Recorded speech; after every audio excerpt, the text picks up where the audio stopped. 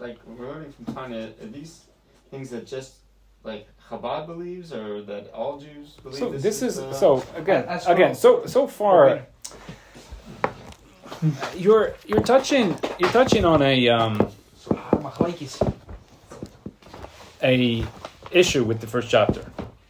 And again, I said this is just Kabbalah, right? The Baal Shem Tov said this, right? But it's also coming from a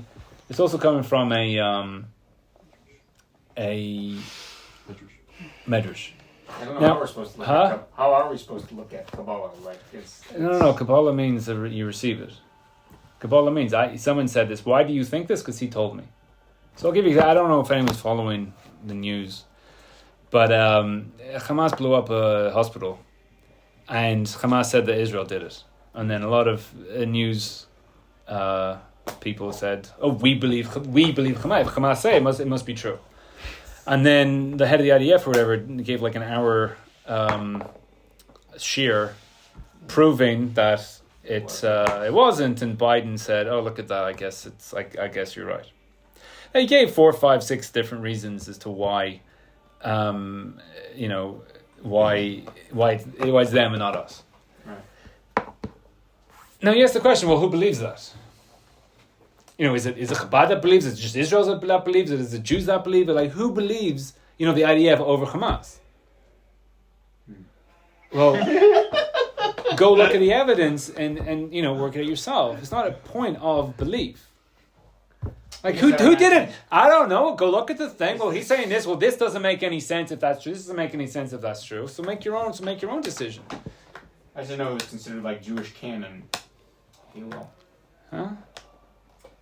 The Rambam disagrees. And Vilna Gaon. He's saying like if it's like Jesus, you're trying to say? That's for showing. I said Canada. He's asking if this is... You said canon. That's what I thought. Was Maybe too. Like main storyline. Like, is this? Canon. Is this true? Canon means it's in or out. Canon is that you have a specified things you can look at, or specified things that have kashrus on it. That this is in and that's out. Like Rebbe canonized the Mishnah. He had all the brises and people learned stuff from it, and then he canonized the Mishnah. Like, this is all in. This is what you learn. If you want to learn the Mishnah, you got to learn this now.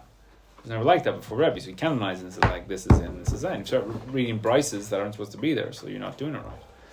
But again, Judaism is not, well, someone told me. Judaism is that you learn it and then you'll make your own decision. That's the problem with the first chapter. As I said, it's meant to be dry because it's all about Kabbalah. Kabbalah is someone told me.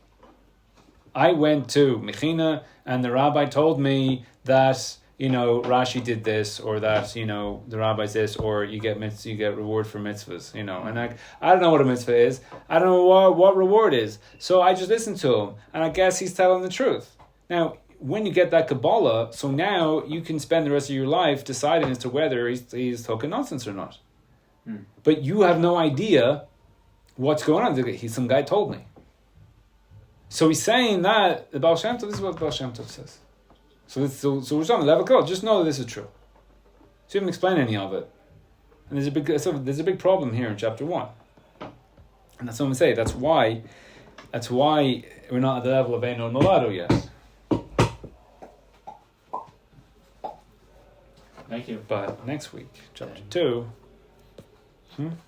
Or we don't leave. Huh? We don't want to leave.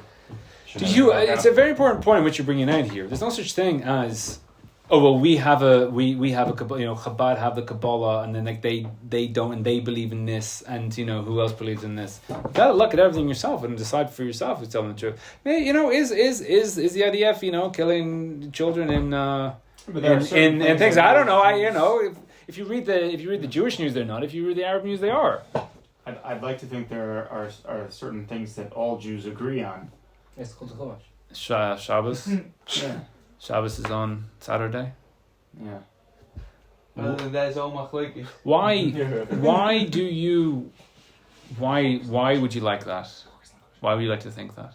Because we have a Masorah, and I thought it was passed down from Sinai. This is the way that our Torah is. So why shouldn't there? Why can't there be machlokes in the Masorah? And again, let's say you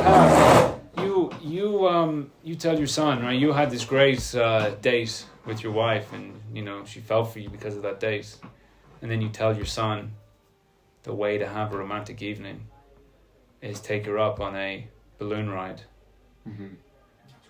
and he has this Messiah that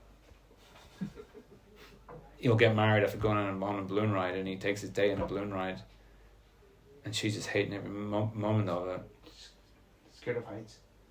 And then they land, and he's expecting her to be like, as he goes down on one knee or whatever, and then she's like just so PO'd about the whole thing.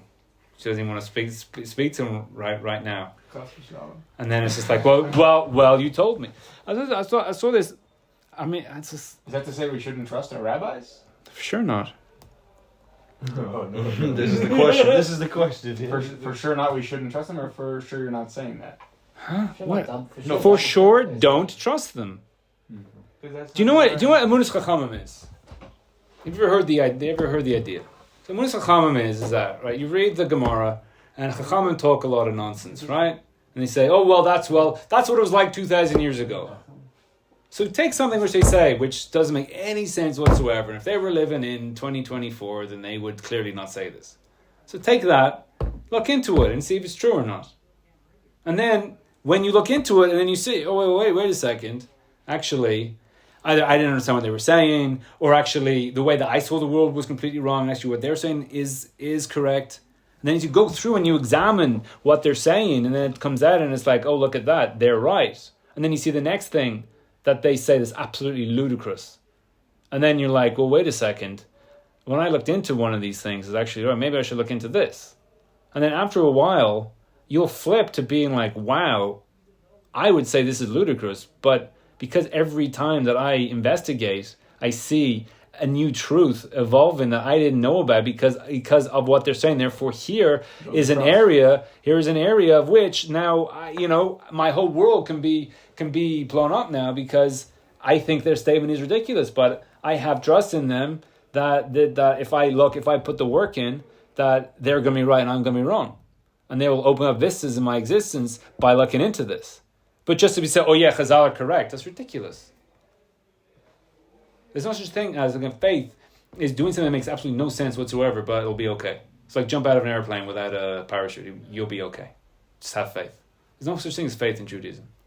And if you're taking things on word or whatever it is, so therefore you're living someone else's life, and therefore you know something about God that no one else knows, and your job is to tell the world about it. And if you don't exercise that, and therefore if you're just doing what everyone else is telling you, therefore you'll never find that. You'll never find it. Because he's just telling you what he likes. There was someone I was on a forum, and someone said, I want to get a surprise birthday gift for my husband.